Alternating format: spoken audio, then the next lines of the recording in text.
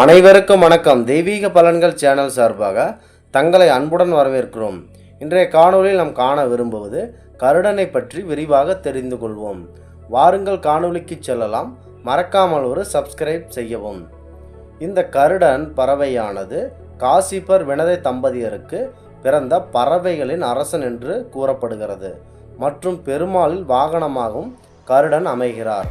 கருடன் என்பதற்கு பொருள் சுமையை அதிக அளவில் சுமப்பவன் என்று பொருள்.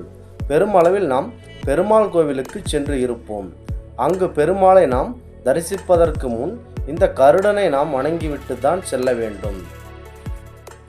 மேலும் ருத்திரை மற்றும் சுகித் இவர்களின் மனைவியர்கள் ஆவார். மேலும் அமிர்தத்தை தேவலோகத்தில் இருந்து பூமிக்கு கொண்டு வந்த மிகவும் சக்தி வாய்ந்த கருடன் ஆவார். ஒரு முறை இந்திரனானவர் தன் குதிரையில் வானத்திலிருந்து சென்று கொண்டிருந்தார். கருடனின் தாயான வனதை அந்த நிகழ்வை பார்த்து கொண்டிருந்தார். அப்பொழுது நாகர்களின் தாயான கத்ரு விளையாட்டாக அந்த குதிரையின் வாளின் நிறம் என்ன என்று கருடனின் தாயாரிடம் கேட்டார். அப்பொழுது தவறாக நீங்கள் விடை அளித்து விட்டால் எனக்கும் என் குடும்பத்தாருக்கும் நீங்கள் அடிமையாக வேண்டும், அதாவது கருட பரம்பரை அனைத்தும் அடிமையாக வேண்டும் என்று ஒரு சவால் விடுக்கிறார். அதுவும் ஒரு ஒப்பந்தமாகவும் ஆயிற்று. கருடனின் தாயான வினதையும் தன் குதிரையின் நிறம் வெள்ளை நிறம் என்று கூறினார். அப்பொழுது இவர்களை அடிமையாக்கும் எண்ணத்தில் கத்ரு தனது குழந்தைகளின் கருநிற பாம்புகளை அந்த குதிரையின் வாளை சுற்றி கருமையாக தோற்றமளிக்க கூறினார்.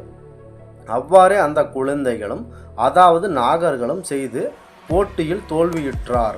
கருடனும் அவர் தாயாரும் நாகர்களின் அடிமையாகினர். இதனால் நாகர்களை கண்டாலே கருட பரம்பரைக்கு ஆகாது. அதனால் இவர்களிடம் எப்படியாவது விடுதலை அடைய வேண்டும் என்று மனதில் நினைத்து கொண்டிருந்தார் கருடர். இந்த கருடன் கத்ருவிடம் தனது தாயையும் தங்களையும் விடுவிக்குமாறு வேண்டினார்.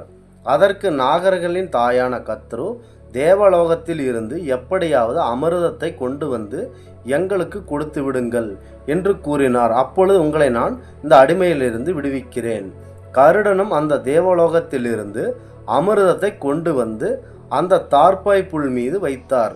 சொன்னதை நிறைவேற்றியதால் வினதா கருடன் ஆகியவர்களை நாகர்களின் தாயான கத்ரு அவர்கள் விடுதலை அளித்தார்கள். இந்த அமிர்தத்தை உண்ண வேண்டும் என்று சுத்தபத்தமாக நாம் வந்து இந்த அமிர்தத்தை உண்டு விடலாம் என்று கடலில் குளிக்கச் சென்றனர். இந்த நாகர்கள் குளித்துவிட்டு வருகையில் இந்திரன் ஒரு சூழ்ச்சி செய்தார். இந்த அமிர்தத்தை இவர்கள் உண்டால் இந்த பூலோகத்தில் மிகப்பெரிய இன்னல்கள் ஏற்படும். ஆதலால் இந்த அமிர்தத்தை இவர்கள் உண்ணக்கூடாது. இந்த சூழ்ச்சியால் இந்த அமிர்த கலசத்தை எடுத்துக்கொண்டு சென்று விட்டார் இந்திரன் அவர்கள். இதனால் கடுமையாக ஏமாந்து போய் மன வருத்தம் கொண்டனர் நாகர்கள். அந்த கலச சொம்பு வைத்திருந்த தார்பாய் புல்லை நக்கியதால் இவர்களின் வாயிலிருந்து நாக்குகள், அதாவது பாம்புகளின் நாக்குகள் இரண்டாக பிளவுற்றன. இதனால் பெரும் மகிழ்ச்சியுற்றார் கருடன். இவர்களை எப்படியாவது பழிவாங்கும் என்ற நோக்கில் அங்கிருந்து சென்று விட்டார். வாழ்கிய முனிவர்கள் தலைகீழாக தொங்கி தவம் செய்வதில் வல்லவர்கள். இவ்வாறு ஒரு முறை கருடன் மரத்திலிருந்து தலைகீழாக தொங்கிக் கொண்டிருந்ததை பார்த்தார். தவத்திலிருந்து வாடகைய முனிவர்களை காப்பாற்றியதால் இவருக்கு கருடன் என அன்போடு பெயர் சூட்டினர். இந்த கருடன் பாம்புகளை அதிகமாக பழிவாங்கும் என்ற நோக்கத்திலேயே இருந்தார். அதற்காக கருடன் பாம்புகளை அணிகலனாக அணிந்து கொண்டார். அதாவது ஆதிசேஷனை இடது கால் நகங்களிலும் கார்கோடகனை கழுத்து மாலையாகவும் அணிந்து கொண்டார். மகாபாதமும் பதுமம் என்ற இரு நாகங்களை காதணிகளாக சூடிக்கொண்டார். அவ்வளவு பகைமை இருந்தது கருடருக்கு. ஆதலால் இந்த நாகங்களை அடக்கி ஒடுக்க வேண்டும் என்ற எண்ணத்தில் அவர்களை தன் அணிகலனாக சூடிக்கொண்டார்.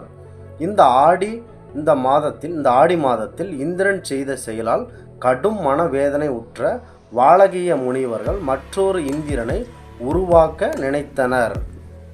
இதனால் இந்த முனிவர்கள் பெரும் தவம் உற்றனர். ஆதலால் இந்திரன் அவர்கள் மன்னிப்பு கூறியதால் வேறொரு இந்திரனை உருவாக்க நினைத்த யாகத்தை பாதியில் நிறுத்த முடியாது.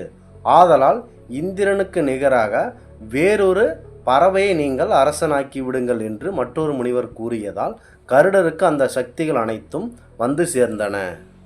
மேலும் பெருமாள் வாகனமாகவும் கருடாழ்வார் அவதரித்த நாளாகவும் இந்த நாள் கொண்டாடப்படுகிறது. கருட பஞ்சமி என்று பெயர் பெற்றுள்ளது. பெருமாள் கோவில்களில் பெரும் விமர்சையாக இந்த பூஜைகள் ஆராதனை நடைபெறும்.